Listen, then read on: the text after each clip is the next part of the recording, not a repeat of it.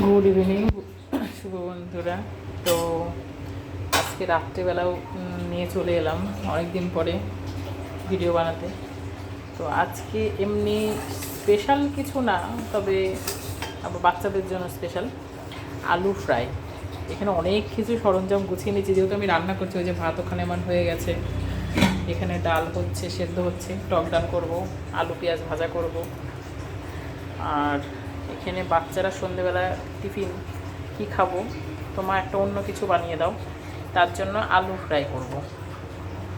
তো আলু ফ্রাইয়ের জন্য এই যে আলুগুলোকে মোটা মোটা করে কেটে নিয়েছি, কেটে নিয়ে লবণ মাখিয়ে রেখেছিলাম আলুর জলটা বেরিয়ে যায় যার জন্য।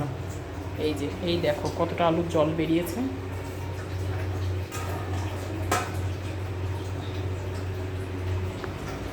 যেটা সেটা হচ্ছে এই যে লঙ্কাটাকে শুকনো কড়াইয়ের মধ্যে একটু ভেজে নিয়েছি, এটা আমি এই বেসনটার মধ্যে দিয়ে দেবো। এখানে তোমরা চাইলে ডিমও দিতে পারতে, মানে ডিমটাকে ফাটিয়ে দেওয়া যেত, তো আমি ডিমটা আর দিইনি, এখানে বেসনটা ইউজ করেছি। আর আছে বিস্কুটের গুঁড়ো।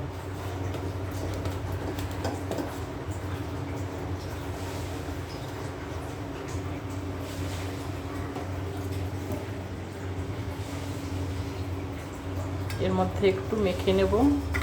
এই সসটা দিয়েই খাবে আলু ফ্রাইটা।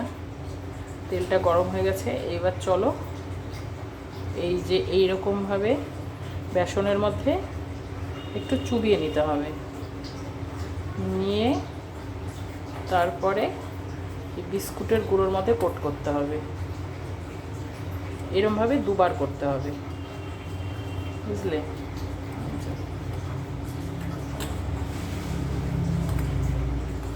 দুবার না করলেও চলবে, একবার করলেও চলবে, কোনো ব্যাপার না।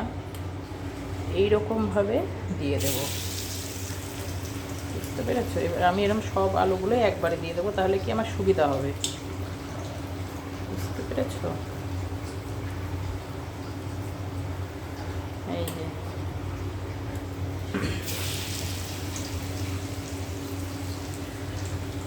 তো এরকমভাবে বাচ্চাদের সন্ধ্যাবেলা করে দিলে বাচ্চারা একটু খুশিও হবে।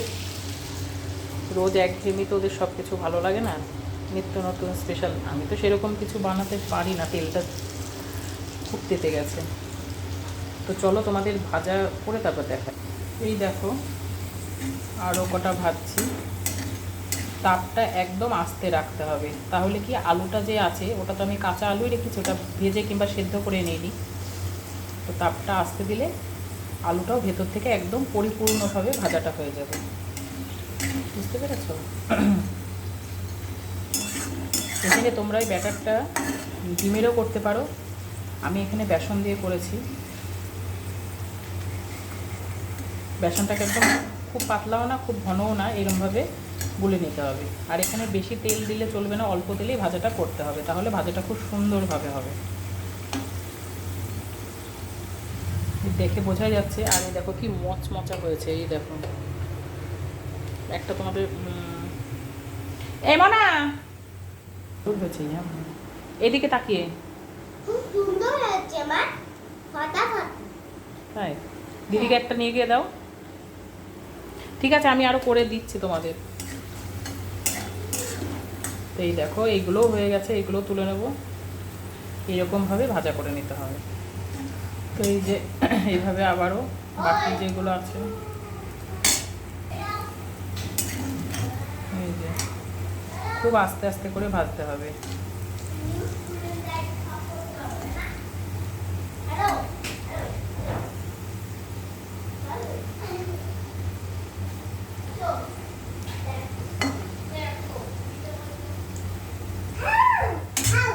তো এইগুলোও হয়ে গেছে, এই যে দেখো ভাজা একদম কমপ্লিট। তো এগুলো আমি তুলে নেব। তো বলো সস দিয়ে খেতে কেমন লাগছে?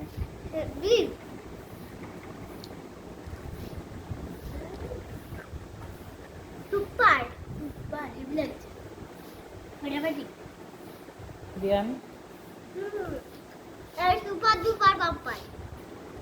তো তোমরাও এরমভাবে সন্ধ্যাবেলা বাচ্চাদেরকে বানিয়ে দিলে ওরাও খুশি হবে, ওরাও খেয়ে আনন্দ পাবে।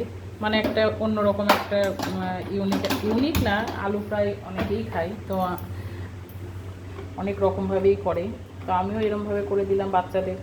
ওদের তো রোজই, আমাদের বড়োদেরই ভালো লাগে না, তো বাচ্চাদের তো ভালো লাগবেই না। তো যাই হোক, অনেক কথা বলে ফেলেছি। এরকমভাবে তোমরাও ট্রাই করে দেখো সন্ধেবেলায়, ভালো লাগবে। ভিডিওটা ভালো লাগলে লাইক করো, আর তোমরাও এরকমভাবে বাড়িতে ট্রাই করে দেখো। শুভরাত্রি।